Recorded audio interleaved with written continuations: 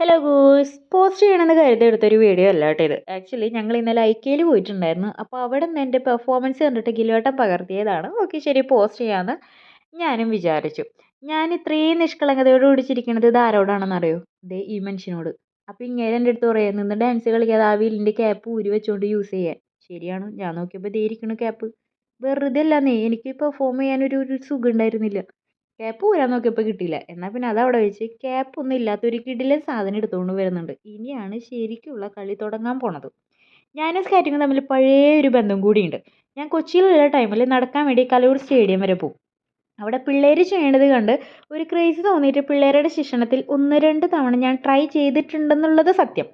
അല്ലാതെ ഞാനും ഇതും തമ്മിൽ യാതൊരു ബന്ധവുമില്ല. അപ്പോഴാണ് ഗിലുവിൻ്റെ വല്ലാത്തൊരു പ്രോത്സാഹനം.